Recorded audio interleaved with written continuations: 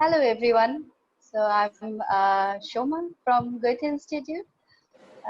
This is the sister library. You already are now a member of our library, and normally we arrange this event in our Goethe-Institut, and we have partner HerStory Foundation. So Katrina from HerStory Foundation, and the sister library is actually a place that we can bring together our readers. I mean, who like to love to read, and we normally share women authors writing. So this event actually we have started from February, and our guest Akwithami from Mumbai. She is the winner of Sister Library, and the place is actually to, as I say, to bring audience to women. Female readers, also male readers, to encourage to contribute to explore the literary. So yeah, today we also read Rupjalal. We already have that first part. So we have seen that you have lots of interest to read again. So we arranged again, and we are very happy that you are here and very welcome. So now I would like to Katrina to start the event, and I would like to hand over to you. Thank you. Hi, everyone. Welcome to the Sister Library. So we are reading a text by Nawab Faizunessa, who was a philanthropist, and most importantly, I think she was a writer. And she lived from 1834 to 1990, and she lived in Comilla. You can see her house behind me. And she was quite radical in her the way that she lived her life. She chose to marry quite late.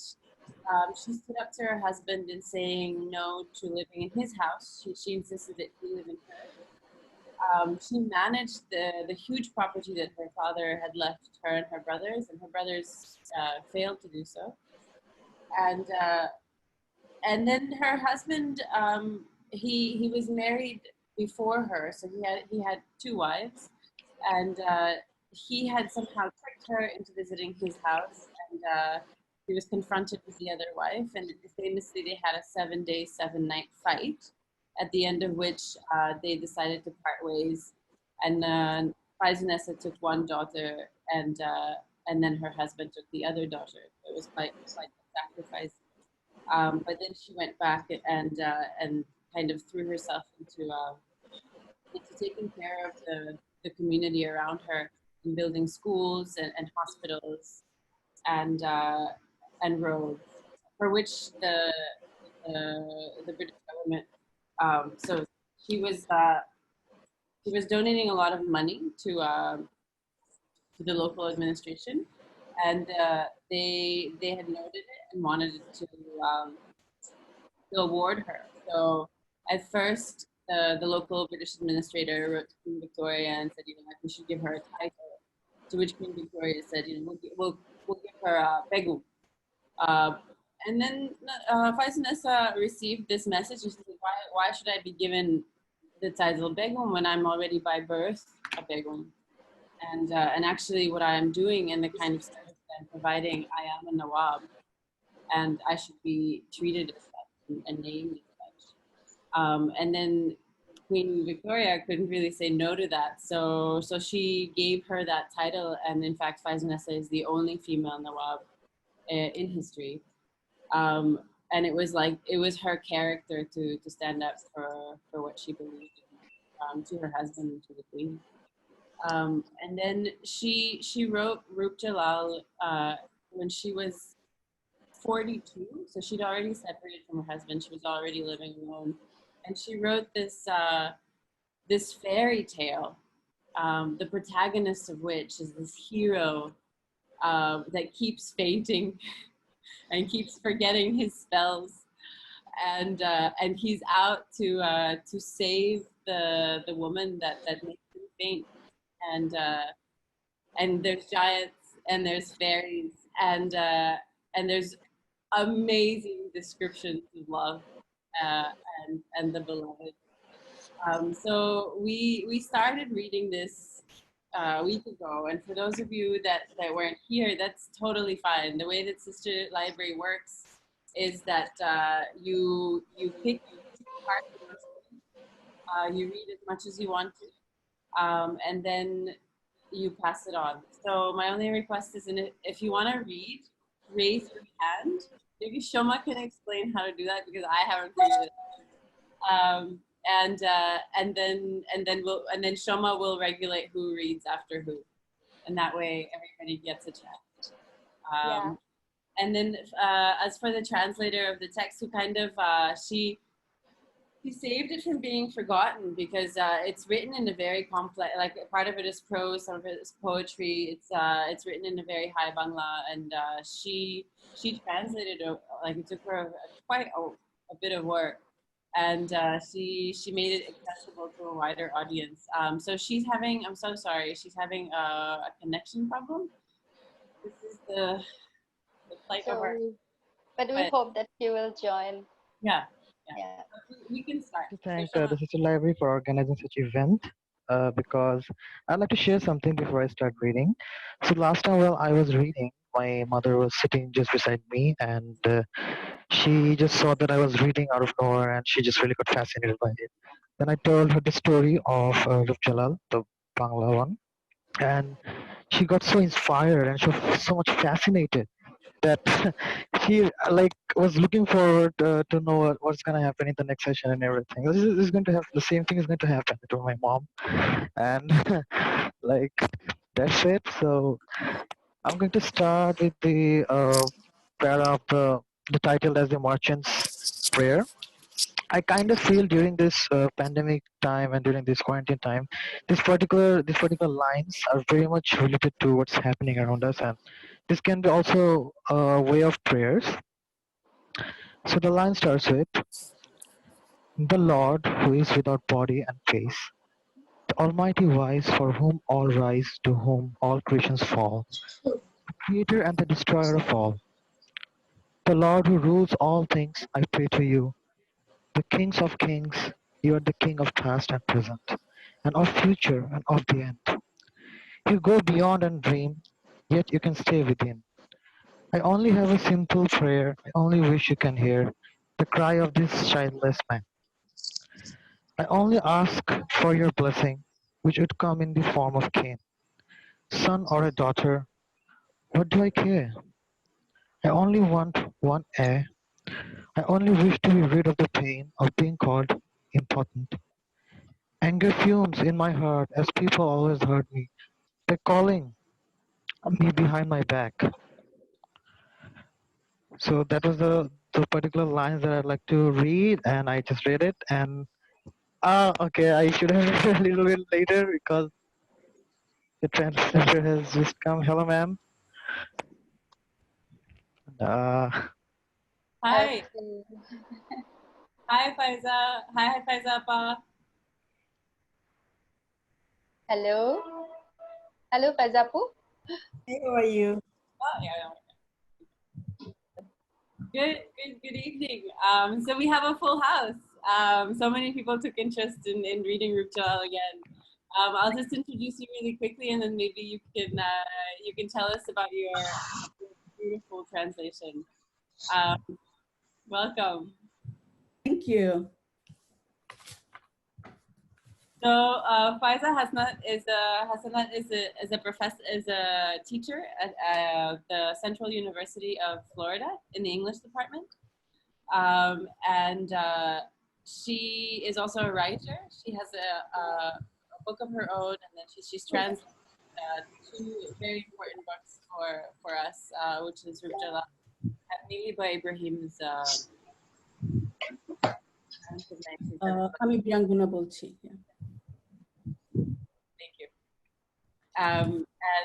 And today she will help us through this text and shed some light on what it means to her and its content. কেমন আছে সবাই?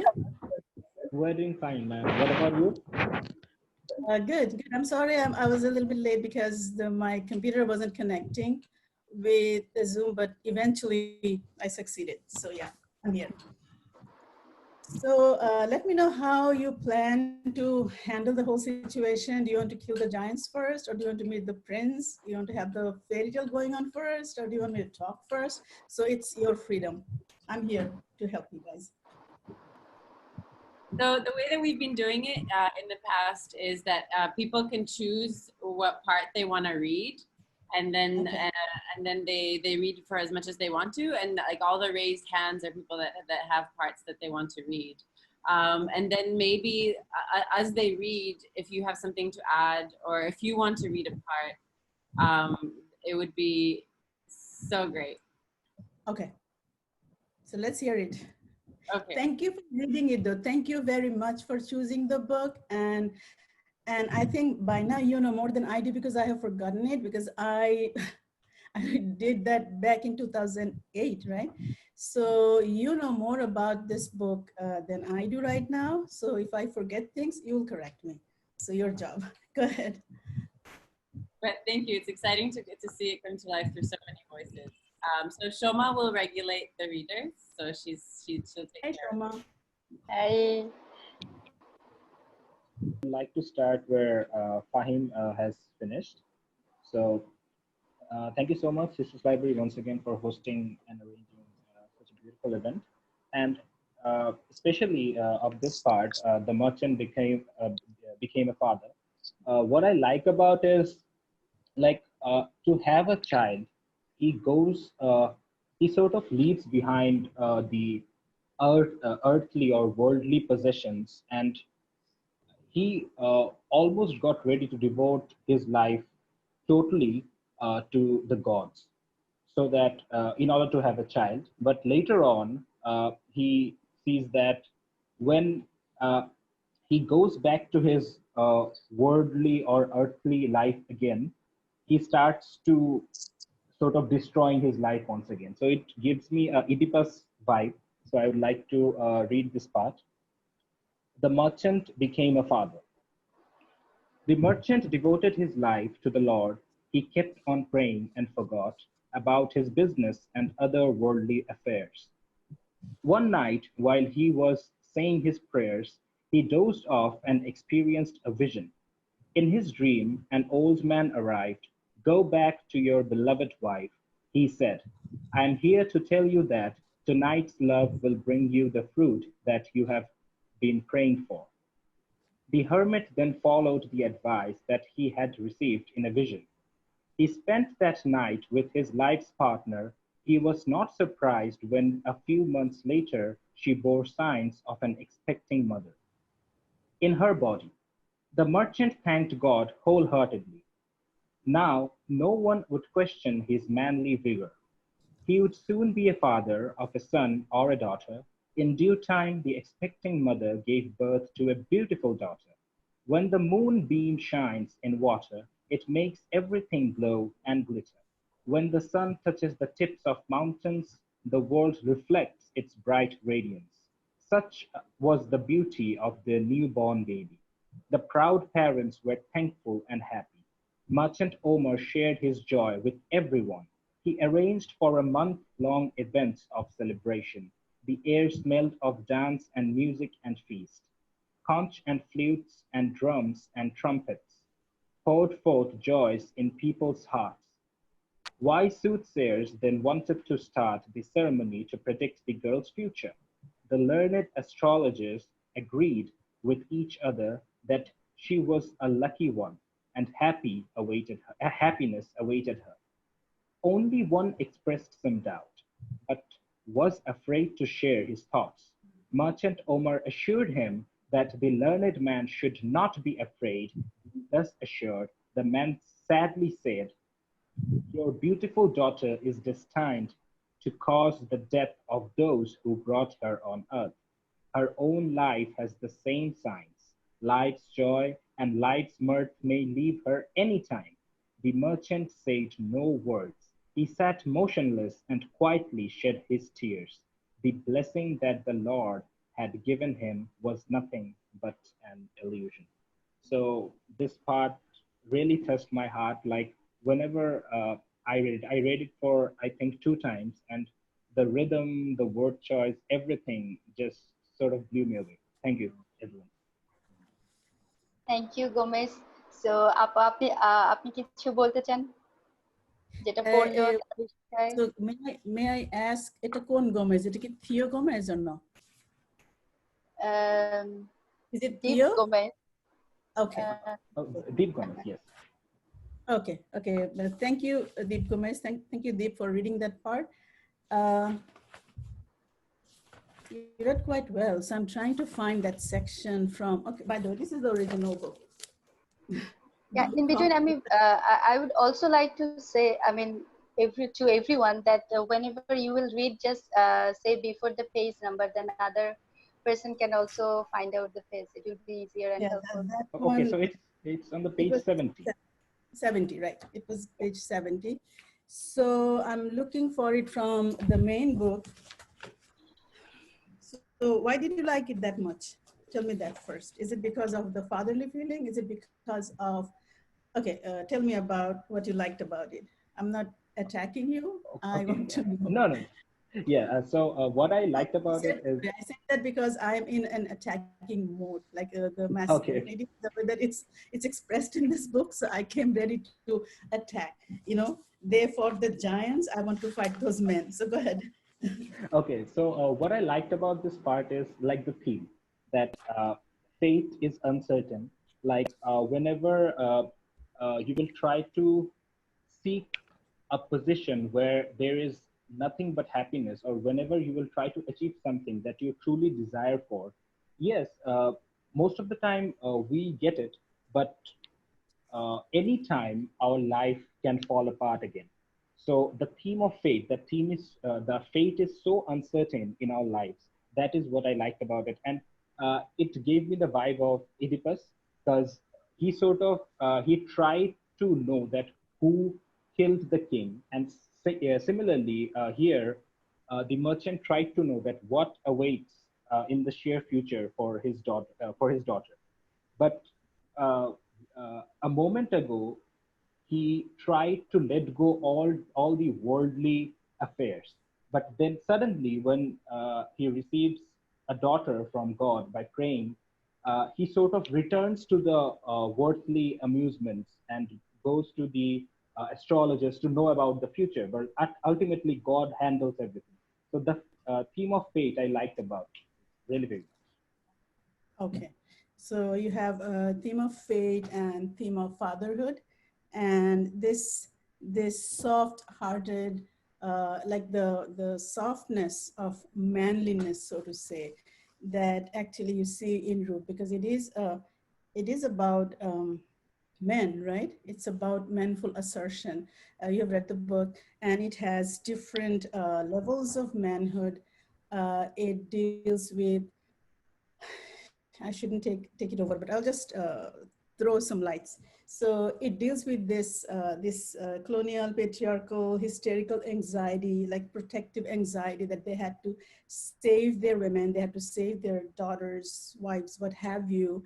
And you see three manly men, so to say, manly human men. One is this merchant Omar, then you have the king Zamzam, and then you have Jalal. So you have these three men who are actually the protector, the he-man, the protector of the universe. And among these three, you see bits and pieces of human nature, like humanity, not effeminacy, because it will come eventually, but humanity. Omar, the merchant, he is the way that he has been described here. He's a beautiful, wonderful person, right? Soft-hearted and a good father, because he could do anything for the daughter. So he wanted to have the daughter, and then he wanted to save the daughter, right? So, and he could do anything for his daughter. What would he do? That becomes a part of the next part, or the way that you go on reading it. But I agree with you that failure of fatherhood is a strong theme in this book. But if you remember, I think you've seen my other long ramblings that Katerina and others, the Jago Foundation did. And I talked about mercy killing and other things of King Zamzam. So that guy um, is kind of a bad word. So, so son of a birch tree. But anyway, so he wanted to kill. He did kill his first daughter, and then he wanted to kill the second daughter, right? So the idea of fatherhood was destroyed, for that matter, through Zamzam. For Omar, on the other hand, he comes as a very positive father figure, very soft-natured, effeminate, if you may. But then he brings in the quality, the things that you expect from a father. So softness is there. So, and the other thing is he is actually a sort of a Sinbad figure, like, Ulysses. You talked about, you did mention Oedipus, right? So Oedipal Yes. complex is latent in this whole book. I mean, from our perspective when we read it. But Omar has this also Ulysses kind of a figure, because he is a wanderer, so he's a sailor because he's a merchant. So he sails around the world for 7-8 years, and he takes his daughter with him because he's quite scared that something might happen to his daughter. So yes, he is a protective, positive side of patriarchy. And yes, you mentioned destiny, and that is an inevitable theme in any fairy tale, for that matter, or any romance, or if you think in context of 18th, 19th century medieval, for that matter, in our context, Bangladesh, context of Bangladesh, this literature. So the theme of destiny plays a dominant role. Then you have, of course, when you talk about theme of destiny,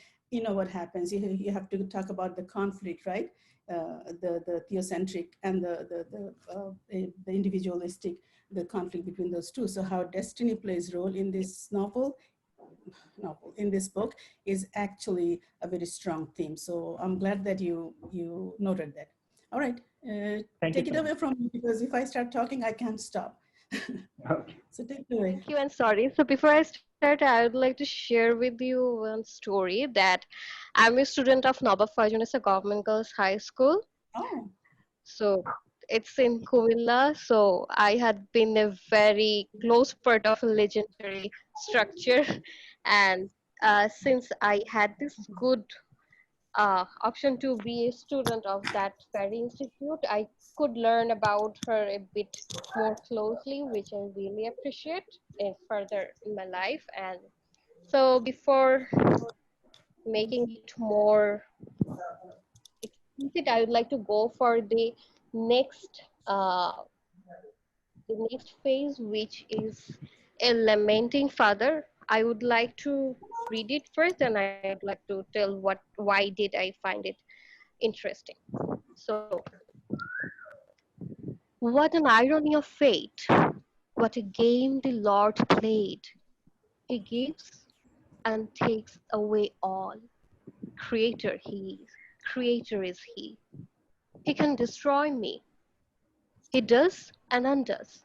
We rise and fall as he wishes, and yet we always forget that he's only testing us. He grants our whims. He does what please him. Anyone can please him with prayers.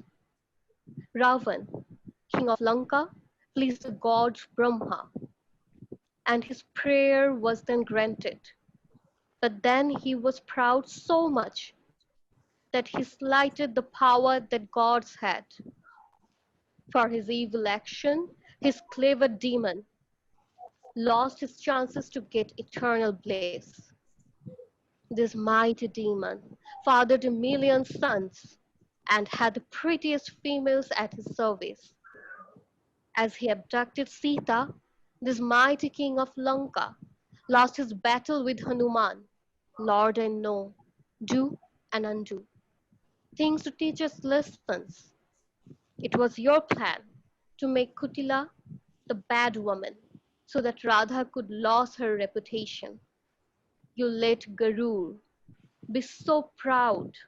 You humiliated him then,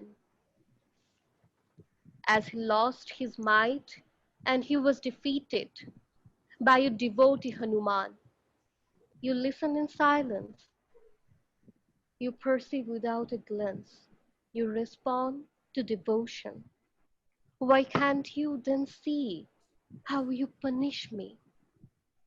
Why don't you show some compassion? You taught Satyavama that she was not Sita, no matter how beautiful she was. You gave Rukmani what she had deserved. You always listened to prayers. Your grace had touched a fatherless man's heart, and he fathered a tiny blessing. Creator of my soul, now you are so cruel. Now you plan to destroy everything. Why do you give them? When all you intend is to make your devotees suffer? I was happier before. I was unfamiliar with the feeling of a father. Neither I nor my wife care about our lives, but to care about our daughter. Take our lives instead, Almighty Lord, and let your child prosper. I did not complain even when you gave me a daughter, not a son. Now that you did, give me a child. Please spare the life of this one. Faizun hears the merchant's lament and tells him to have faith, for Lord surely will save this child from the grip of an ultimate death, untimely death. So it interested me because it shows some connection with this uh, Mahabharat, then her own craving for her his child's survival. So this the way it connected with each other actually made me very interesting to know a bit more about it. I cannot say that I understood it properly. No, I did not, but I'm actually learning to understand it, and I saw this the helplessness of a father, that he is asking his lord that okay, you are cruel or you are very kind, but how are you actually doing it? All you want is our craving for to pray for you, then why this is false just because to save his child? That amused me. So this is my story. Thank you, Faria. And see how it just connects your ideas just automatically. They connect with the Gomez's ideas about destiny, right? And it's the same father who is now lamenting because now he knows the fate of his daughter. The difference, two differences. The first one was written in poem, like couplets, rhyming couplets, and this one it's written. If you're reading the text, so you see different variants, different rhyming pattern and whatnot. This one is called Loghu Tripodi, so it's like three-line rhyme scheme or what have you. And again, the first one where he was happy, it's like destiny is the protagonist. And in this one, you also see destiny is not only a protagonist, but an antagonist, because now Omar is questioning the validity of destiny. And he is pointing out, and then the way that it becomes one unified text. Look at all this, mingling and intermixture of, Mahabharata, and then all the characters, and the jibe taken at elements. For example, you read a section where he said, Omar says that Kutila was Kutila so that Radha could be Radha, right? So in order for the good to be good, you have to have something bad, like the binary has to be there. Without the binary of bad, you don't understand the existence of good, right? I mean, definition, if you talk about existentialism or your identity, we exist actually in comparison of nothingness. we in order to understand ourselves or identify or define ourselves, we have to know what we are not. We are human because we are not animals, right? So we are good because we're not bad. So what is bad? So again, we have this kind of whole structural framework going on. So Radha is Radha because there was something, was it the destiny that made Kutila Kutila, you know? So all the examples are pulled out from this references, very subtle reactions, even though coming from a father, which is what makes Merchant Omar a good pro. It's like one of those Brahmo Samaj, Keshav Chandra Sen, Ram Mohan Roy, what have you, pro-feminist or pro-women sort of a character, because he understands, but then he's also regretful. He talks about that, even though you've given me, I didn't complain when you gave me a daughter, just let her live. So yeah, you just complained. You said, oh, you didn't give me a daughter, right? So the questions are there. Having a daughter is a punishment enough. And now you're taking her away too. So that is the reaction, the anger that he is taking at the destiny. I want to read a little bit so that you understand, or you can get the rhythm of the Bangla. And I'm reading from my bitten old Bangla text. I'm reading the last part where he says that I wanted a son, but you gave me a daughter. So it starts like this. Mege chinu putra bor, ja diyecho রক্ষা করো, দিয়ে পুনো না হও দত্তহর। যেই যদা তব আগে, স্বাভিলাষ বর মাগে, তোষ তারে ছইলে কইর বন্ধ। কর্মের লিখন যাহা খণ্ডন না যায় তাহা, তোমাকে বলিতে পারে মন্দ। যাহার ইচ্ছায় হয় সৃজন পালন লয়, কি করিতে না রে সেই জন। রবে কেন মিছা খেদ, করো সাধু জেনে ভেদ, হয়ে তুমি পণ্ডিত সুজন। এবে ধৈর্য ধরো মনে, খেদ করো অকারণে, বলে এই শ্রীমতী ফয়জন। শুদ্ধভাবে তব চিত্ত, রেখে প্রভু পদে নিত্য, যত কন্যা করহ পালন, যত্নে কন্যা করহ পালন। The last part is by the author herself. So after he says, Mege chinu putro bor, ja diyecho rokkha koro, diye puno naho dottohor. After that, the last part is suddenly there's a shift of voice without telling us who's speaking this. Suddenly there is another kind of action. First, Omar was angry at destiny, and he was attacking destiny for giving all his problems that he's going through.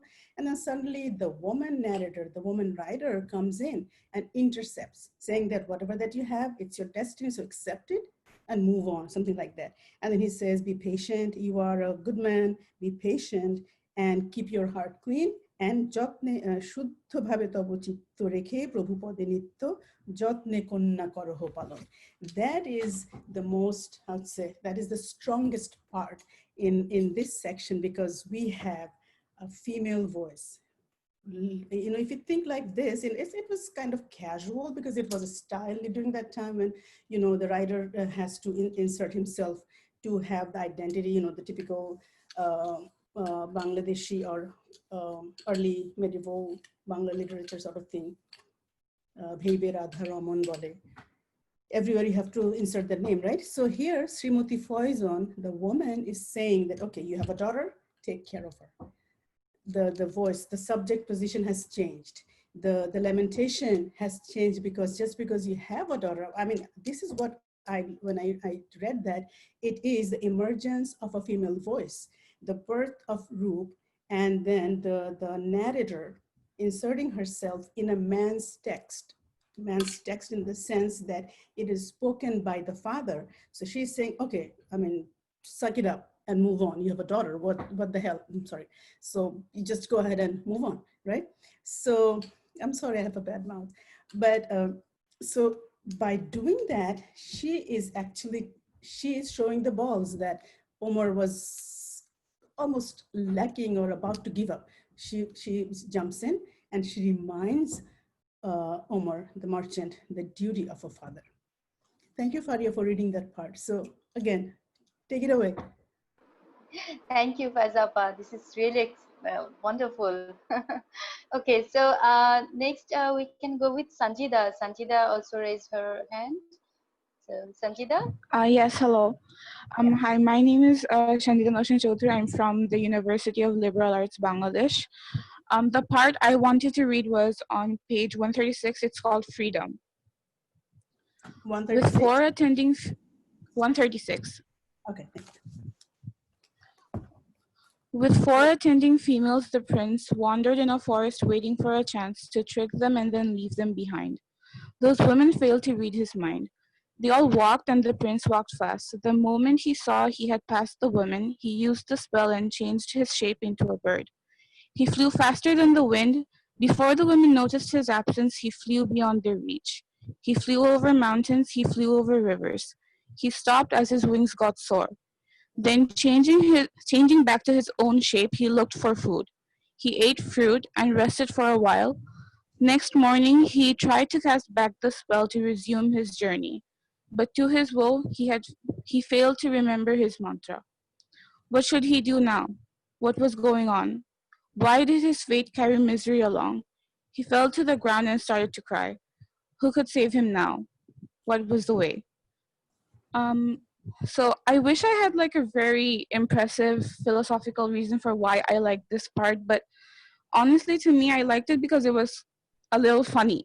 Because like you think of a hero like facing an obstacle in his journey that it would be something very serious like a monster or something, but what actually happened was he failed to remember his mantra, and I found it quite relatable because I think if I was a hero on a quest, like this is 100% something that would happen to me. Like I would forget something and I would just sit and cry and just be miserable. So this is why I like this part, to be honest. I wish I had a more impressive answer, but like, You but have, being honest, this is why I liked it. okay, you have an impressive part. You said ULAB? Yes, University of Liberal Arts of Bangladesh. yes, yes, So Sohana's student maybe, right? yes. Okay, so that's why you like the humor part. Okay, so you want me to start there? I mean, God, I was boiling. I wanted to talk about this fudge of a hero. Sorry, I said I have a bad mouth. I'm trying to refine, but anyway.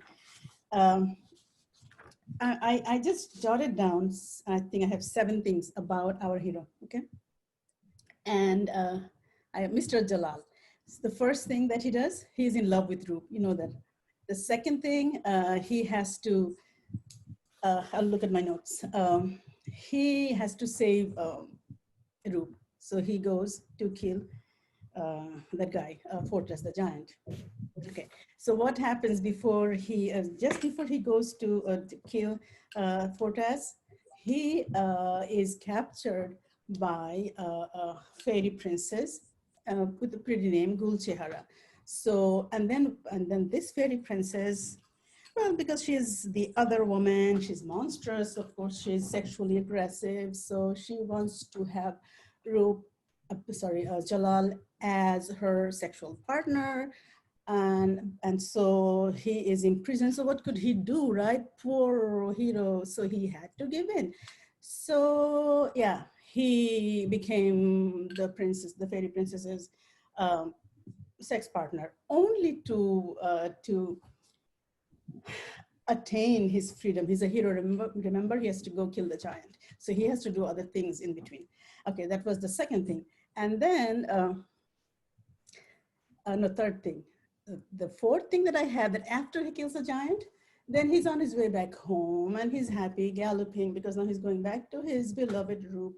But no, he can't, because King Zamzam, remember him, the father of two daughters, one that he killed, the other one that he's waiting to get into, a marriage with a good man, powerful man, what have you.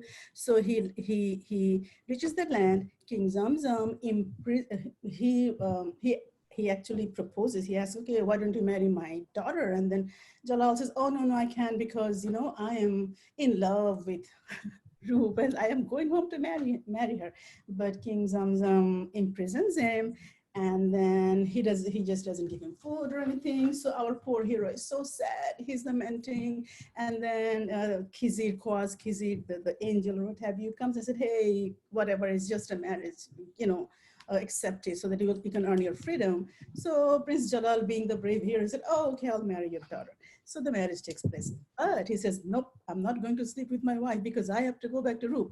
So, so poor wife, she stays there. And then Jalal, in the meantime, Rup sends a letter. I'm looking for you. Where are you? Yada, yada, yada. So the messenger comes, and then Jalal says, oh, let's plan. So he actually lies. He goes to the king and said, hey, my dear father, I have to go home and tell my mom so that I can take my wife, your daughter, back home. So he kind of runs away to Rup, leaving his wife. Think about this powerful, heroic man, you know, not doing his duty as a husband.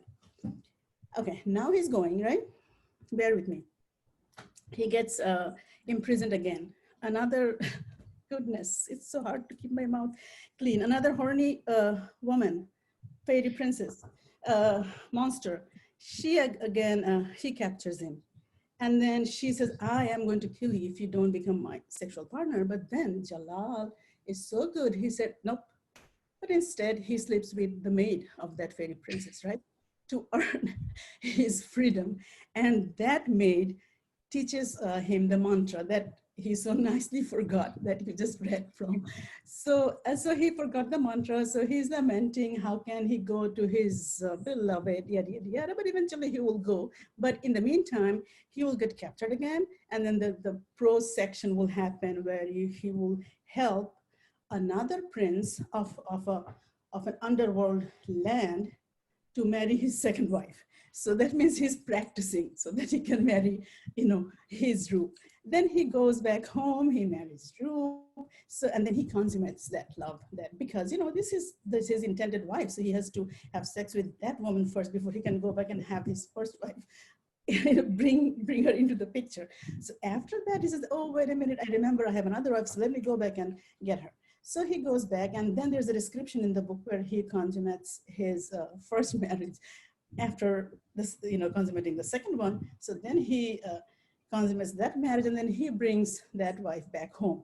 I mean, this is a pathetic fudge of a man, right? So yes, he's funny. So when you read and you think about, okay, what is going on? What is the discourse? What is the ideology that we are looking at? What is the theory? I mean, how do these men think about being manly, or what's going on in their head? Well, precisely that is going on. I mean, sexual prowess or heroism, aggressiveness, and in between those tiny digits of passivity, forgetting the mantras, being you know sexual slave, what have you, they give them all the excuses to be a good abuser, so to say. Okay, take it away. Yeah, hi everyone. I'm Chaz Llewellyn. I'm old classmate of Katerina's from AIS Dhaka. Currently live in North Carolina. I work at the university, UNCA. The part that I would like to read is on page 153, chapter 7. This is in book 2, where Jalal is sort of off on his sort of all of his little side quests in the land of the giants. Mm-hmm. So this is book 2, chapter 7, Battle with the Giants. Shah Bakht, the 7 princes of Nagar, and the giant who accompanied Jalal from King Ardbel's land were all prepared for the battle. But Jalal decided to take his carrier, the giant, and confront Prince Kalkum alone. So all the rest of the men stayed in a secret hiding place as Jalal flew on the back of the giant. They reached the capital, and the giant began to walk slowly on the ground, carrying Prince Jalal on his back. Ogresses and she-monsters crowded around this giant, who carried a handsome man on his back. Prince Jalal's physical charm dazzled their eyes. They ran towards the giant and asked him about the man who was an epitome of manly charm and youth. They wanted to keep the man for their own pleasure and offered the giant generous gifts in return. The giant did not respond to their inquiries, but the females did not give up. They followed the giant and cursed their own husbands for being ugly, old, crooked, or cold. They voiced their intentions to kill their ugly husbands if they could have this handsome human as their sexual partner. Jalal looked closely around him and felt as if he was surrounded by living, breathing mass of colossal clouds. How ugly were their features. Words themselves would become dumb if they were to describe the beauty of these monstrous females. Their ugliness could be surmised briefly in the following way. Some were buffalo heads with huge horns. Their necks were long, like a gigantic horse. Monkey-faced were some, while some had owl's eyes. Ears hang like warthog's teeth. Storms were their breath. Their lips looked like split bananas. Their bodies were covered all over with rope-thick hair. As they walked, those hair ropes dangled in the ground. Their navels were like big and muddy ponds. Those gorges centered the mountainous mounds of their filthy and fleshy abdomens. The young ones carried heaps of mountainous breasts, while others had stooping bosoms on their crocodile chests, and some had udders of a cow. What more to say of their gait? Their baboon buttocks were supported by 2 huge leg posts, and their breath, oh, the perfumes of Mother Earth would turn repellent if tainted by their rotten breath. And yet, they considered themselves appealing. God had filled this earth with his creations, and all are blind as they could not detect their own faults. If all could indeed face their ugliness and accept and amend, the world could be a better place, Faizun comments. Prince Jalal looked at the moving clouds around him and thought the Lord's power was really incomprehensible.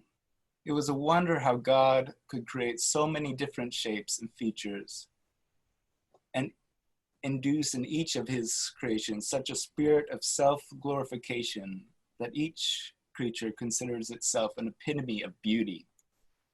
God has given all beings this power of denial and blindness in terms of self-judgment.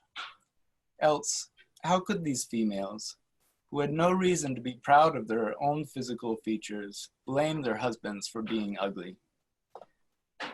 Did they ever see their own reflections in a mirror or in water? He was amused to see that these creatures and addressed them gleefully.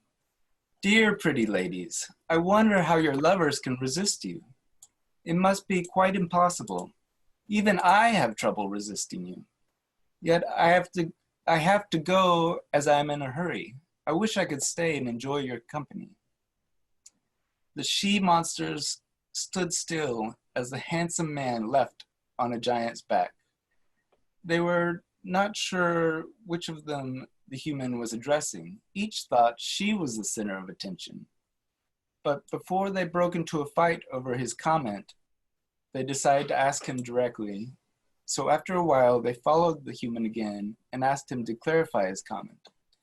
Prince Jalal took some time and told them he considered all of them equally beautiful. The horribly ugly female monsters stood again as Prince Jalal's giant disappeared from the scene.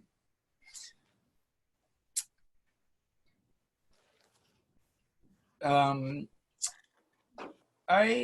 love this part for so many reasons. So one thing that's so striking about this book is how much time and energy Faizun Faizunnesa loves to delve into people's appearances. Yeah, so she, when she's describing Jalal or Rup, you know, it's just almost a page long of similes in describing each and aspects of their, you know, their inhuman beauty. But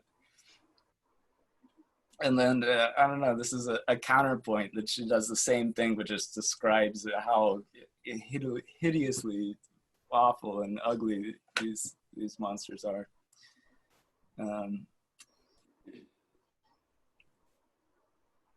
That is, thank you, Chaz, and hi, Chaz. Thank you for reading this section. I forgot about that section. And as I was listening to you, I was thinking, my goodness, think about, I mean, the political situation that we are seeing, right? In this country of ours, or the country that we call ours. I don't know if it's ours or not, but anyway. So the situation, this otherness, the color of skin or your or physical features, what have you, discrimination, the way that, you know, it's a pro section, and then suddenly you have all this description of ugly women, you know. So this body image, a woman's body image, was that important. And Sanjeeva talked about Jalal being funny and weak. He is a mastermind. See how he's playing with them. He said, "Oh, ladies, I wish I could stay with you, but I have something else to do." So he is a political. He's cunning, like Machiavellian hero, I would say. He's growing. You know, he knows how to handle his country, what have you. But when Chaz was reading that part, Chaz, when you were reading it, you know who came to mind? Christina Rossetti, Goblin Market, you know? So I'm a Victorianist by specialty, so always some sort of Victorian theory would come in. So when in Goblin Market, Christina Rossetti was describing all those goblins. Some had, you know, they were wombats, some had rat face, some had this, some had that.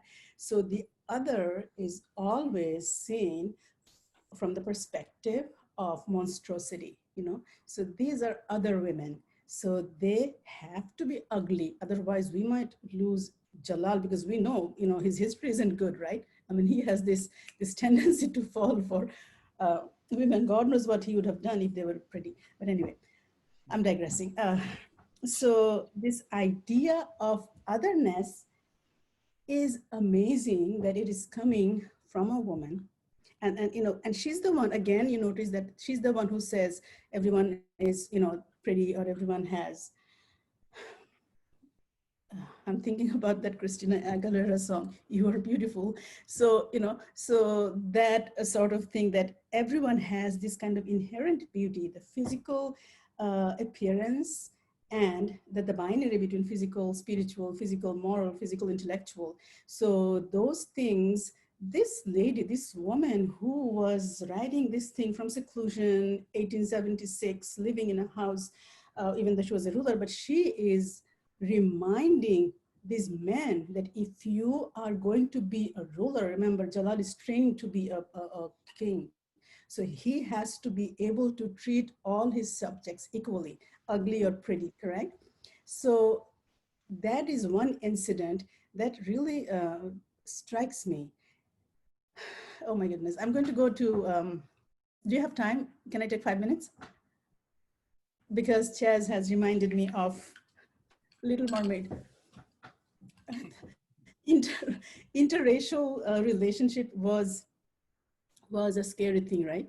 And as you guys are doing wonderful reading, so in this book, there's always this threat, like the giant Fortas, he is a king or maybe colonial invader, because he's invading other lands, taking over the lands, raping their women or imprisoning their women, trying to marry them, whatnot.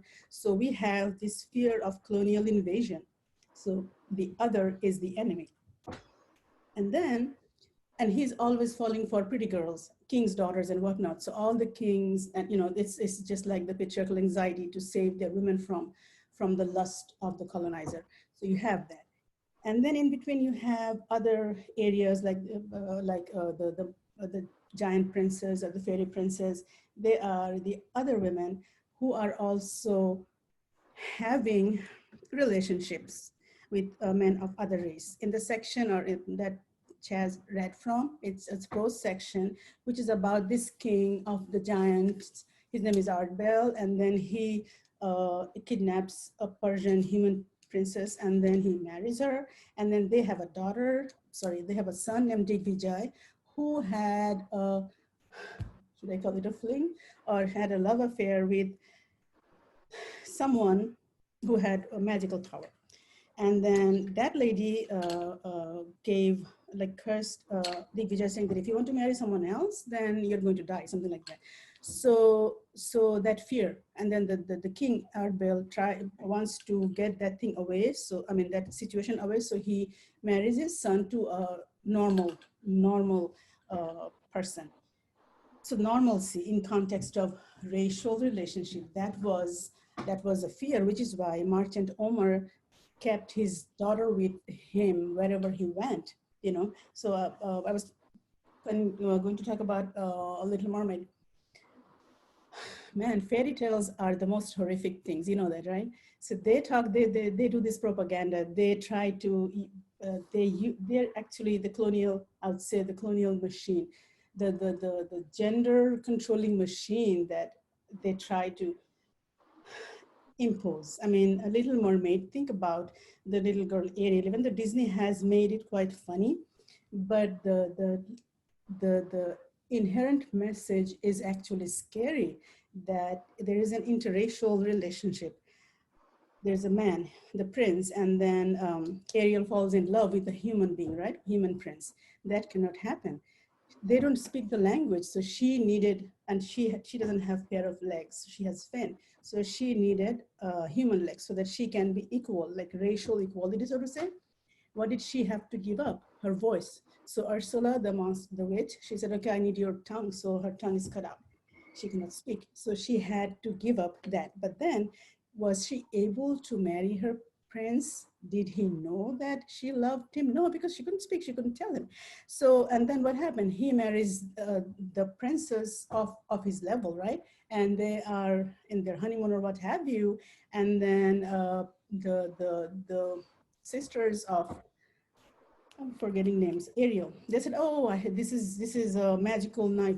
All you have to do is kill your lover before it's dawn, and then you will get back to your mermaidhood, and then that son of a bitch will die.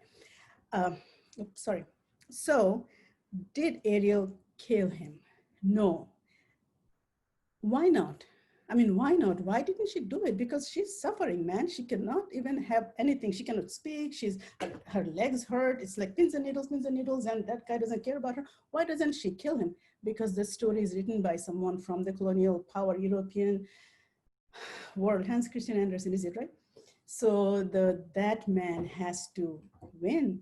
She has to be a victim or a subject of his supremacy. So of course she has to give up her life so that the equal racial marriage between the prince and the princess could become a fairy tale, happily ever after kind of a situation. But for Little Mermaid, it's a story of murder, suicide, right? She turned into bubbles, right? Do you remember that fairy tale? She turned into sea foam, and then she just slipped into the ocean.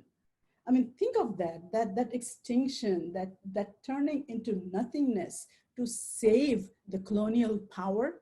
That is what was expected, from the ruler, the patriarchal authority, so to say.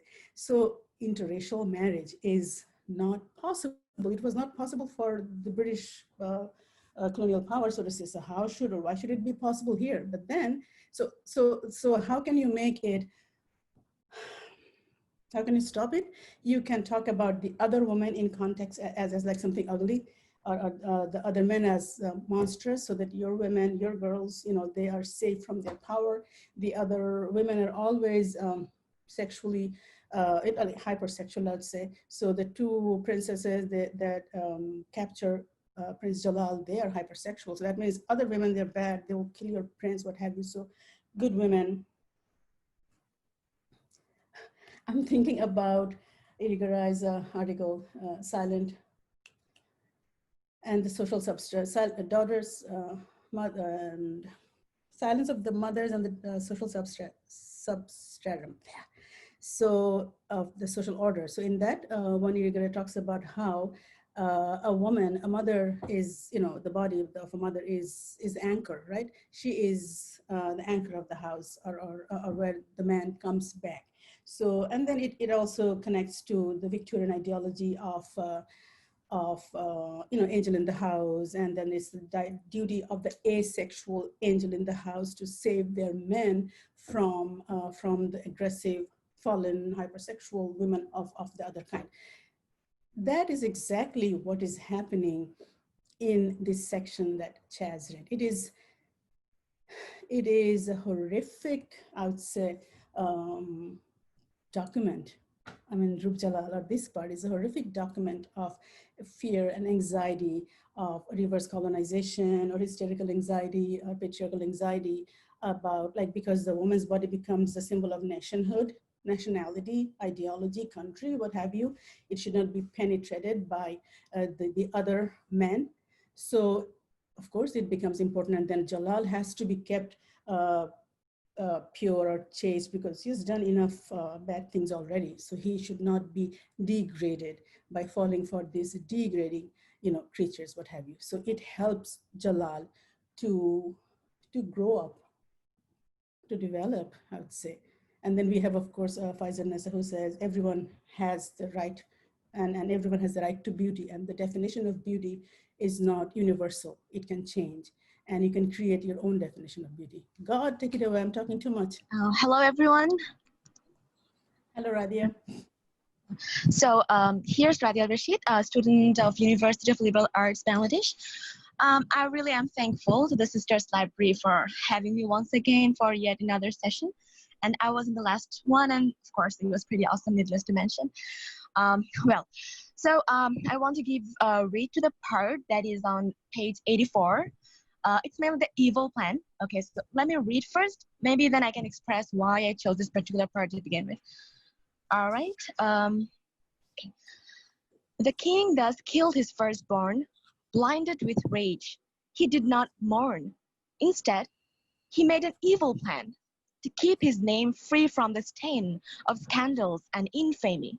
It came then to his evil mind, scandal might again occur through the works of another. Hurbanu, his other daughter, he left at home with her mother. He thought she also should suffer before pouring sufferings on him. Hurbanu was the prettiest of women. Even the sun would set in shame when Hurbanu came out to brighten the world with her beauty. Her braided hair hung like a snake, hissing behind her. Man might endure the venomous bite of ferocious snakes, but he might not survive after seeing the snake of a braid that hung and allured him to forfeit his world for her feet. And if by chance the pretty woman looked up, the face of the moon would darken in pain. Stars would envy her eyes when she threw her lustrous look at them. The rainbow would think it a shame to have lost its arc on her brows. Pearls were her tears, and her nose was like the beak of the prettiest bird. Pearls were her teeth, her lips were new-sprouting leaves.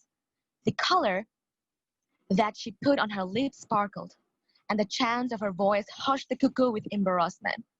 Her neck stood as if to censure the peahens for not being so slender. The stem of water lilies shrank, seeing the beauty of her hands. Her slender fingers touched a rose, and the shameful rose grew 1,000 thorns.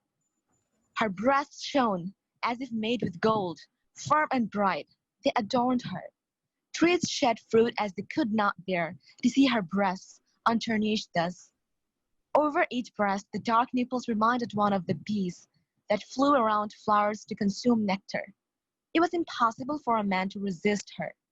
her waist and her navel could allure any man towards the ocean of sensation. Wise people must not read these lines as a proof of evil or carnal things. Wise men must forgive Faizun, as she describes here a woman's physical beauty.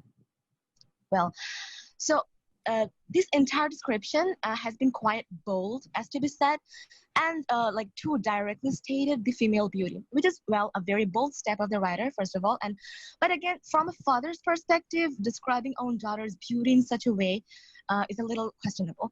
And also, it also brings about that Oedipus or Electra complex here that we have been talked about just a while back.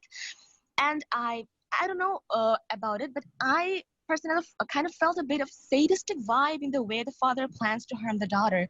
Like there were no, like clear proof or evidence that this daughter would defame him in any way, but he was just doubting her and he was just wishing to harm her, like out of nowhere. So basically this certain part enthralled and as well as confused me at the same time. And that's why I chose this one.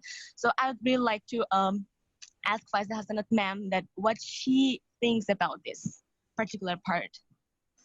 Thank you. Thank you, Radia. Goodness. Faizun, when men must forgive Faizun, as she describes here a woman's physical beauty. So those are the two last lines of this section that you've read, Radia.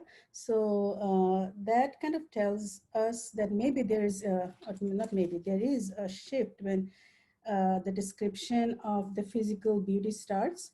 And that's where the father maybe mutes himself or got muted. Or I would say that's where Faizun kind of suppressed she's actually trying to suppress this sadistic father figure.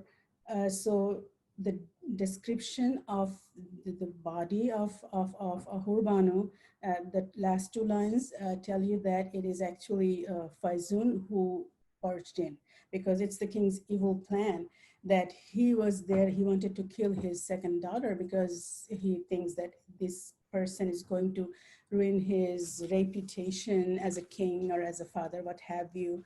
So in order for us to, I mean, this is wonderful, I would say, interjection and writing technique. If I have creative writers in this mix, I mean, the way that in 19th century, this woman is interjecting different perspectives and the tonality, the voice. Suddenly there's this king who's speaking. Suddenly there is the narrator, the author herself who jumps in. So it's like stream of consciousness. She's just trying to get you crazy. So when you have this king going there to kill the daughter, Faizun says, well, wait a minute, let me tell you about this daughter. And what she tells us is physical beauty, because that is what matters, right? In a sense that Chaz read that section where the other women are monstrous, but weird, difficult, ugly, what have you. This woman must be pretty because the binary has to stay there. You cannot kill this kind of a pretty beautiful princess. That is one thing. The second thing is that her physical beauty, the way that a woman's body is described, that is phenomenal. That is purely phenomenal. And Faizun is, I mean, the female body, the way that she talks about throughout the text, it reminds me of Bertha Mason. I'm thinking about Gilbert and Gilbert, Mad Woman in the Attic, 1985 book.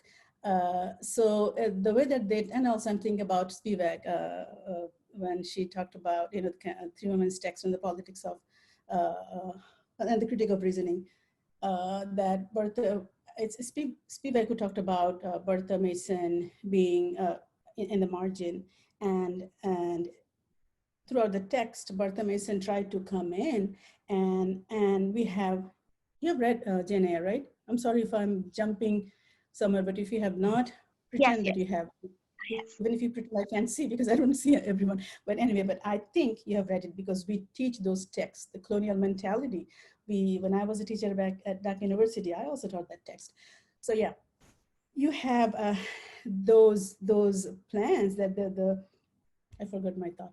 So where was I? Bertha Mason. So Bertha Mason has to be present in the text because Rochester, oh my goodness, I don't have time to tell many stories now. So Rochester was another wonderful bad word man, that he was a 44-year-old man, having an affair with a 22-year-old governess of his illegitimate daughter, and then pretending and not telling her that he is actually married and his wife is mad, and then he's kind of stuck up, in the attic. How does that mad woman tell the world that she exists, right? So the physical body, the presence of Bertha Mason that is there. She comes in at night and then she destroys Jane's wedding dress. She comes in and then she tries to set Rochester's room in fire when he wants to marry Jane. They have planned everything, So she screams and what have you. So that physical presence is there. And then there's one description where Jane actually saw Bertha Mason in. I have moved away from, if you have noticed, from Spivak and Gilbert and Gilbert. So there is a scene where Jane talks about when Bertha Mason comes into her room to destroy that wedding dress. She says, I saw an apparition of a monstrous figure.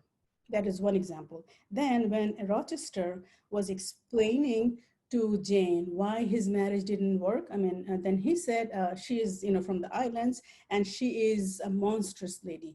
So something like that. I'm making that part up because Rochester didn't speak like me, but anyway, 1847 books. Anyway, so Rochester was trying to create the picture of Bertha Mason as one of those ugly creatures that Chaz just read about. But so that is how the other woman, the female body, but Bertha Mason had to talk and had to be there, right, in the text. So same thing is happening here. The female body of, be it Rup, be it Nurbanu, be it Hurbanu, their beauty is described in detail because the female body is the location, the positionality, the being, the corporeality of the body that matters. So if you don't know how, we can visualize, that how she looked. It just it's like a TV trailer, right? So we can see they become human. They don't stay like, fairy tale characters, like fluid characters like Little Mermaid. They become human because we can see their body from tip to toe, their hair, their breasts, their legs, everything is described. So that makes these women people, correct? Individuals. And that is one thing that Faizan has done throughout the text by talking about the sexuality, the physicality of women. And Radia, I forgot your question. I think you also asked about this king. I think I mentioned that in my other rambling last time, talk, that this is the act of mercy killing, that he actually, Zamzam is actually the manly man of patriarchal order that wants to keep his country safe and secure from the grip of the other monsters. It becomes his duty to save his daughters by killing them, right? So it is sadistic. There is, if you say Oedipal, yes, of course, why not? Because he is worried about, it's the jealousy. Of course, you have this kind of phallic component coming up, that he has to be there to protect the body of those that he cannot, goodness, enter. So yes, there is this latent Oedipal or Freudian implication for that matter. Did I answer your question? Yes, ma'am. Thank you. Thank you so much. Thank you, Radia, for reading that part. I see someone wrote here, I think Sohana. Hi, Sohana. Jalal reminds you of Odysseus. Yeah, he is this Odysseus of colonial Bengal, and he sucks at his Ulyssesness because it's a very good point because he is going through this journey and then he's meeting all these giants and what have you and the whole journey, and then his Penelope is waiting somewhere for him, and then he will go back, and what he will do, that is another matter. But yes, there is a strong Odysseus theme. Also merchant Omar, Rupe's father, he is also another Odysseus figure in that book. Okay, who's Okay, next? yeah. So thank you, Faizapu. This is really great explanation. We're listening. Anika, Yes, hello. yeah.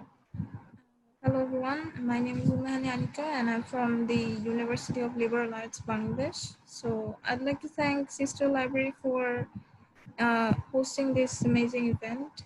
And so I'll start reading from page 86. So King Zamzam rebuked Hurbanu, that one. After reading, I'd like to give my thoughts about it. So you are all alike, debased woman. You cannot be better than the other one.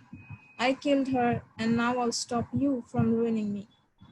Though it is true that I'll have no one to carry my name, but I'd prefer that to the enormous shame that my daughters will bring.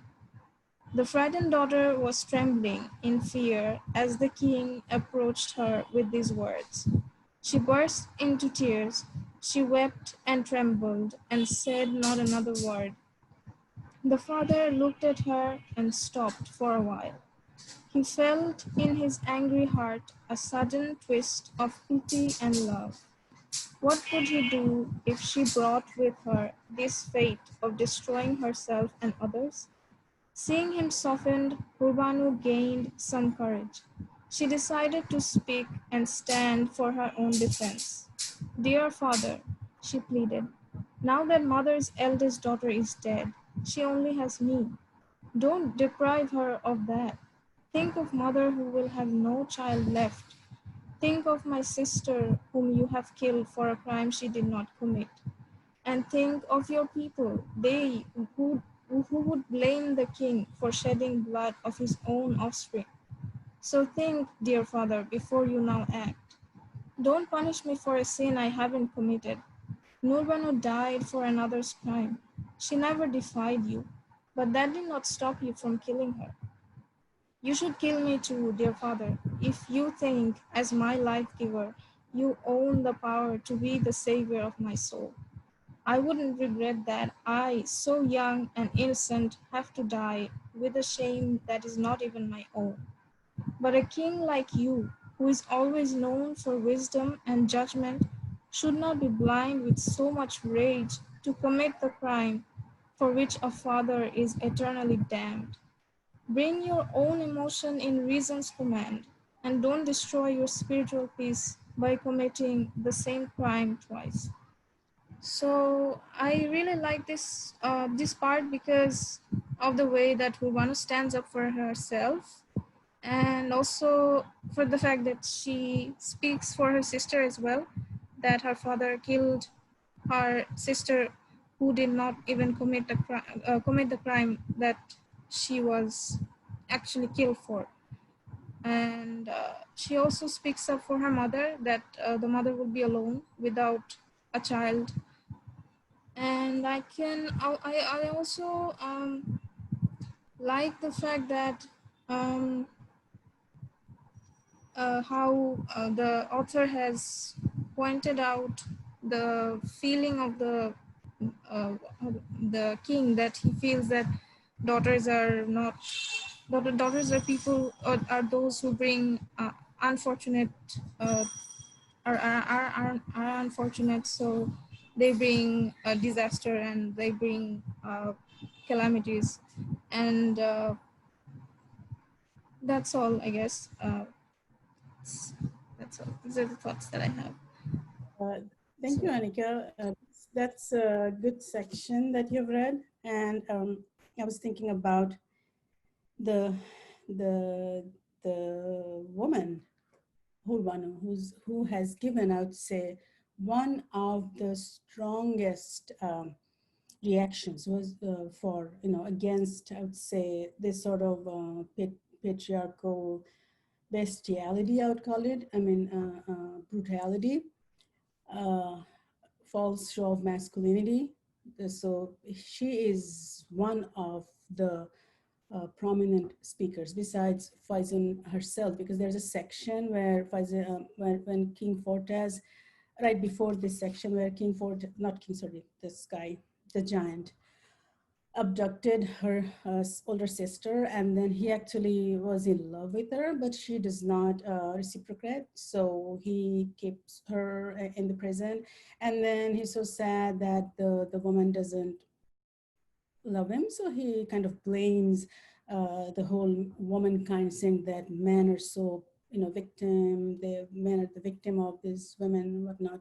And after that, Faizunnesa comes out, and then she actually, I think it's called Faizun's Defense of Women. It's in page 78. Before that, in page 77, that's where Fortas, after being rejected by Nurbanu, he keeps on nagging, a man possesses a tender heart, yada, yada, yada. And then in this, when Faizun defends, she just blatantly says, why blame all women? So that is a strong section, page 78. But then after that, I mean, Rupbanu is more of a sexual, like a damsel in distress, because that is the role that she has. And the strength that Rup has throughout the text is her sexual prowess. There are two sections in the text. One is, I'm just saying random things, but I hope, Anika, they will connect automatically. They'll fit in to your question or reaction. Somewhere, okay, in page 103, the wailing woman bemoaned her grief. It's when they have, they're in love, Rup and Jalal, and then Rup tells Jalal that in order to have me, I'm a captive in this house, and then in order to have me, have to kill the giant. But then Jalal said, okay, ready, I'm going there. I'm going to kill the giant.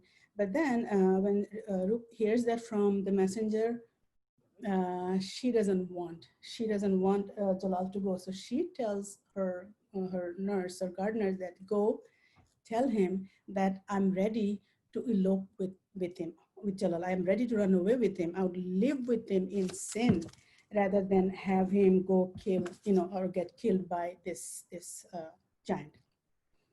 That is one strong incident of her sexual, like woman's body as, as a that not like, it's not, the heroine is not asexual. There is the domestic woman, or there's this sexuality in domestic sphere as well. I mean, she's posing as a strong woman because of that. Then the second part is, the second example is when they meet. There's an incident when Jalal comes to meet her, and then, well, when he comes back to save her, get her back from the prison or what have you, that Fortas is killed. So now you're free, I'm going to marry you. And then there's a description, there's amorous, description that they're sexually close and they're kissing and hugging. And then Jalal says, what do I do with you, or what can I do? And then Rup is sexually aroused. So she says, do what you please. That is exactly what she says. I don't remember the page number right now. I'm kind of a scatterbrain, so bear with me. So, so that part, when Rup says that it was Jalal who puts, like, no, like, not yet, let me marry you first, so those two examples are unimaginable in context of a, good woman, a goody heroine, a damsel in distress, and look how sexually, should I use the word potent? How vibrant she is, right? On the other hand, Hurbanu, this daughter of a king, she knows. I mean, she's vocal, she's articulate, and Judy,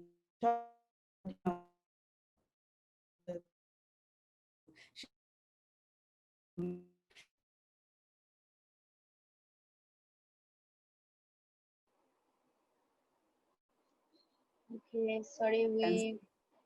can you hear Yeah, me? sorry. Yeah, now we can hear you. Yeah. Okay. Where did I cut off? I was saying that my internet dances because I dance when I talk. So anyway, goodness, I forgot. So Hurbanu is the one who knows about the duty of a queen or a daughter. She is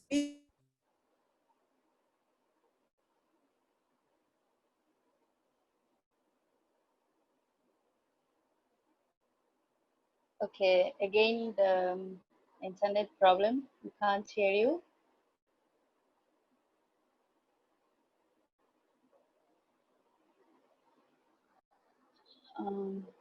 If we move on. Okay, so we can move on. I mean, there is the last person, Fairuz Maliha, who also wants to read something. So when Faizapu will be here again, then we will go to the Faizapu. So Maliha, please, if you like to say something. Hello everybody, my name is Faizunnesa Choudhurani and I'm from University of Liberal Arts of Bangladesh. So I would like to read a poem from page number 136 and the title is Jalal's Complaint. This is basically what attracted me, the title, so I was wondering what he actually complained. Lord, the merciful, I am such a fool. I thought I could be free. How could I forget the mantra that had the power to save me? I have no power. You have control over my love and my soul. You inspire me to rise beyond me. Then you cause me to fail. So many times have I thought I deserved to suffer and die, but then your grace showers and saves me. I then try to forget my painful past, but soon it becomes clear to me that no matter how much I suffer, it would never be enough for me. Oh, my love, my dearest Rup, for you I wandered for miles. I still have not held your hand, I still haven't seen you smile. I combated with giants, I had killed your lifelong foe. Then I was fated to be married to another woman, but I loved you. My sufferings hence did not end even when I thought I was free by my cruel destiny. To danger's door I was brought. I have no hope to see my love. I will never be with her. I only wish that when I am dead, I will have her with me forever. Don't lose your hope over your love. Don't be so heartbroken. You will receive what you deserve. Be strong, says Faizun. So what I like mostly about this poem is the choice of words and the rhythm. And another thing is that there is this thing about a theme of both being hopeless that he couldn't live with his loved one, and also about being hopeful that he will live with her when he will die. So that's why I chose this poem to read. Thank you. so I vanished. So now help me reconnect. Who was reading? Who just read the beautiful voice that I heard? Who was that? She was Fairuz Maliha. Okay. Hi, Maliha. Sorry, I couldn't hear the first part. So what was the page number that you read from? It was from page number 136, titled Jalal's Complaint. 136.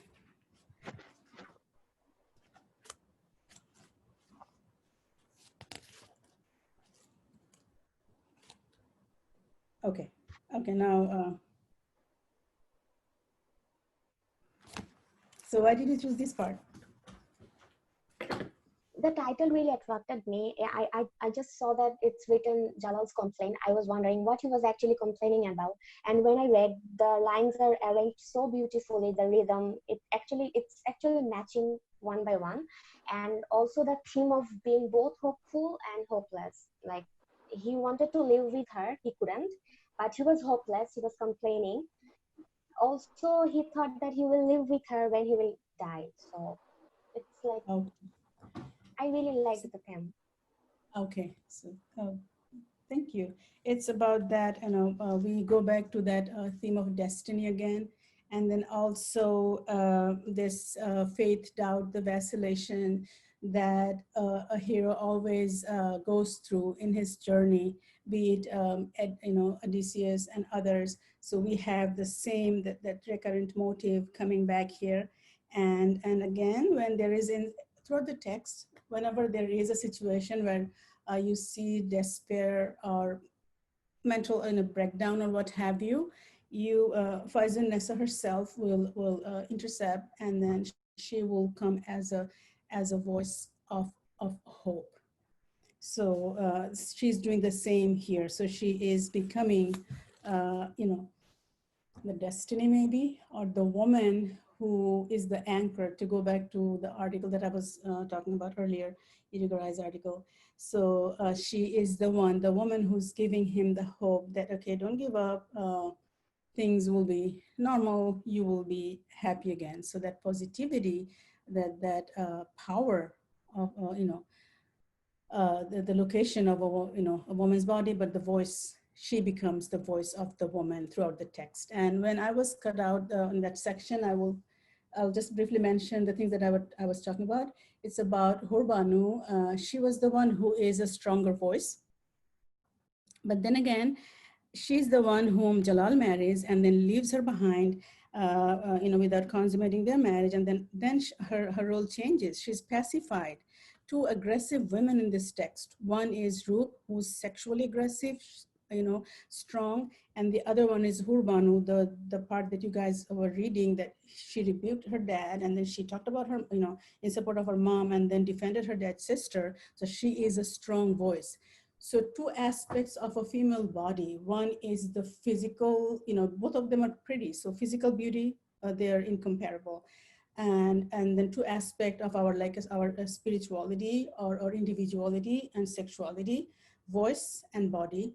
Those two, if a woman is a speaker, like if a woman is showing her sexual aggression like that, Fatima Mernissi in her book, Behind the Veil. In that book, she talks about how, and she mentions, Ghazali and others, that in Islamic philosophy, how it is a fitna to be a woman so aggressive in a way. The woman is, they're the source of chaos and whatnot. So these two, they are actually very chaotic in the sense that they are questioning the male authority. So what should men do? They should subject them. They should tame them. They should pacify them, which is what happened. Hurbanu is a quiet, passive woman in the end, and so is Rup. Then they had to, together, it is Jalal who is controlling the voice and the body of womanhood, so to say. It's a very, it's like, it's the signification is so strong that, that makes you wonder how strong was this woman, to write about all these things back that time. All right, who's next? Isn't your time up already or no? Yeah, it's already up, but it's so amazing to hear you. Before we had readers, who wants to read, who love to read. But now after reading, we're having your thoughts as a translator. Uh, it's nice. I'm really enjoying this thing. So now I will give just 3 to 5 minutes, that as an open round, if anyone has any question, and then I will say as a last thing, Faizapu, and then we will end. Okay. Okay, question, guys. I'm ready. Um, can I ask a question? Go ahead. Hello, ma'am. Actually, my name is Shahri Hussain, and I'm currently in University of Liberal Arts, Bangladesh. Actually, before you came here, I actually read the first part, and you missed it. I actually read the part of the Merchant's Prayer. So, ma'am, yes, in the last session, you weren't there. Like while I was reading, I actually told this earlier. While I was reading, my Ammu was there, and she heard what actually I was reading, and then I told her the story of Jalal, and she actually found it very fascinating, and she could connect, connect with it. As a woman, she can like just connect with it, and she told me to personally thank you to bring up this thing and. Like also to ask you a question that is what actually like influenced you, what actually fascinated you to translate this masterpiece? I mean, there should be a lot of things, of course, but that one particular thing. What's your mother's name, Shahriar? Sabina Yasmin, ma'am. Sabina or Samina? Sabina Yasmin. Sabina, okay. So say hi to your mom for me. So hi Sabina Yasmin. আমি বলছি যে আপনি পছন্দ করেছেন, আপনি connect করতে পেরেছেন। প্রশ্ন যেটা বাংলায় বলা যাবে না ইংরেজিতেই বলতে হবে? Yes, please, ma'am. Chaz, do you understand Bengali? Oh goodness. Okay, so I'll go back to English. You have to learn Bengali because you're Katerina's friend, right? It's a must now. Okay. All right. Where was I? What made me translate this book? I have no idea. I think I am one of those. I was talking about Bertha Mason. I think I'm crazy a bit. I don't know. I like things that we don't see, right? I mean, normalcy is a piece of shit. You don't know what is normal or how do you define things. I mean, definition, identity, who defines us, who creates texts and whatnot. And I mean, think about a book that was written in 1876 and no one gave a fudge about this book. And then when Sonia Appa wrote her book, I mean, I always go back to her, Sonia Nishatamin, Dr. Sonia Nishatamin, history professor, a very good friend, a very good person, and a very good researcher. And when she wrote that book, The World of Colonial Women, Muslim women in colonial Bengal, the date, she starts it from 1876. Why? Because, and she, in her preface, she writes that it is when Rupjalal was published. You know, so 1876, this book was published, and an edition, I mean, it was there. I mean, I'm sorry to say this. I mean, I am suspicious about the patriarchal ideology, the masculine narrative, the master narrative of our Bangladeshi literature, right? So they always try to look into things from men's perspective. I mean, and our women writers, they're always trying to fit in. They're all, women writer in my country, or partly my country, they're like little mermaids. They're constantly giving up their tongues in order to get a pair of legs, you know, so that they can be up to the level of those princes, those big writers, those, goodness, I want to say some bad words, but anyway, so those men, the master narrators, they will say, oh, you've written a good poem, oh, you've written a good text, oh, you are such a good writer because you're almost writing like a man, you know. So that sort of thing that you are always trying to talk about a woman's writing from a man's writing. So this sort of discrimination is unbelievable, right? I mean, Audre Lorde, when she talked about like the masters, you use the master's narrative to dismantle the master's house, correct? How do women in our country, how does a woman assert herself in writing? That yes, I am writing, I have my own voice, my own style, what, you know, they call like the female writing, feminist voice. How should a woman write? They always follow a man's or not. I'm not blaming or bashing, just to be clear. I don't call myself feminist. I'm a genderist or a humanist for that matter. So how do the non-men, right, women, transgendered, or you know, not the cisgendered men, and all these other genders, how do they justify themselves? How long will it tech for the men, for the master narrators, for the ideology, the patriarchal voice of a literary culture to acknowledge that, yes, women could write too. I mean, duh, there was Faizunnesa back in 1876. Why didn't anyone talk about that, correct? And it was not until 1984, almost 100 years, that the book came, had its second or the edition from Bangla Academy. And again, very limited copies. And I have a tremendous amount of respect for the professors of Bangla department, but they didn't, by professors, of course, I'm talking about the male professors, they didn't give much attention to Faizunnesa. So, I mean, who should give attention to women if we don't, right? So if I have the ability to read and talk, I should talk. Yeah, I don't talk nicely. Who cares? So I wanted to bring Faizunnesa into focus, but it's not like unintentional, so to say.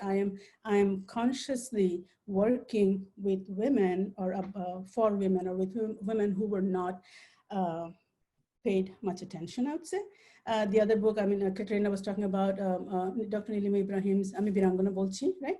A War Heroine I Speak. I mean, that was written, of course, that there were political reasons, but then it was not until it was published, I think 1994 or something, and then it was not until 2018 when Bangla Academy published my translation.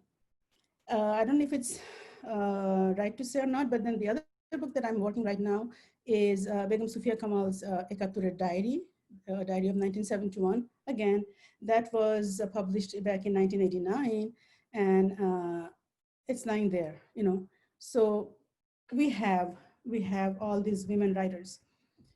They contributed, they talked, they wrote, but if you don't have the power to hear, or the eyes to see, the ears to hear, like it's the wolves, they have eyes better to see with, they have ears better to hear with, but they have mouth better to eat with. So they just eat and then they suck the soul out of a women's body, women's writing. So women writers in a South Asian context of Bangladesh, Muslim countries context, minorities context, they always suffer.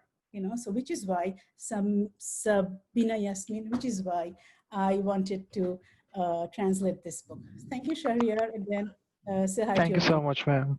Yes, thank you. That was longer than 2 minutes, Shoma. I'm sorry. No, it's fine. It's really fine. Okay, so I think we can end today.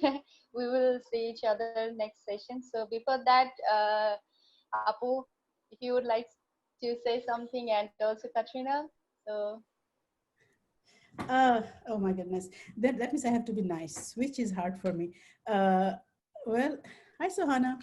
So thank you very much for listening to me. It is very hard to listen to me because I don't make sense, and I'm always jumping and I'm dancing and I'm going everywhere.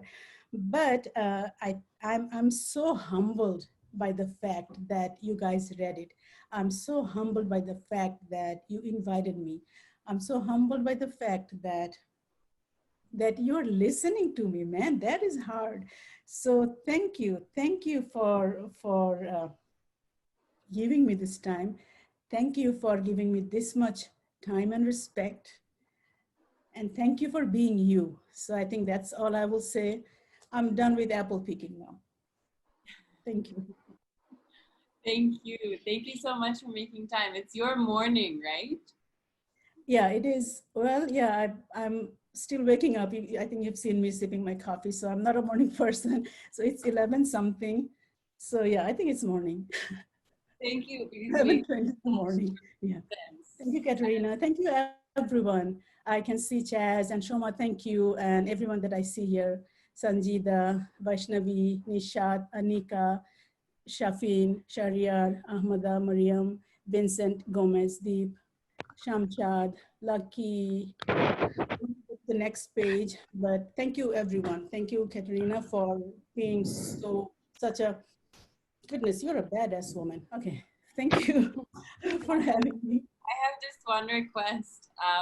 Because when I introduced you, I faltered and I didn't mention that you do have a book out and it is available here, right? It's Birdcatcher.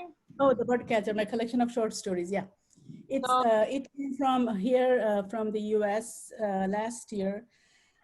A collection of 8 short stories, and of course, I gave it to a feminist press because I wanted the academia to start including, literature from Bangladesh. Like when we teach world literature classes here, we always have representation from India, Sri Lanka, Nepal. No one to represent Bangladesh. So this book came out in 2018. Yeah, from here. And then Bengal Lights also had another edition from Bangladesh last year. But right now, this book is being taught in, I think, 8 universities in the US. So in world literature class, advanced women's writing, fiction writing, gender theory. So yeah, I hope you read that book, and I hope you let me know how awful I did in that book. well, I hope we can all read it together at the sister library. That would Okay. be. Oh, okay, that'd be nice. I'll come back again with more dance move. Okay. Thank you so much. Thank you, everyone. See you in the next Thank you, reading. ma'am. Bye-bye. Thank you. Yeah, Thank you bye. so much, So everyone. much. Bye. Bye.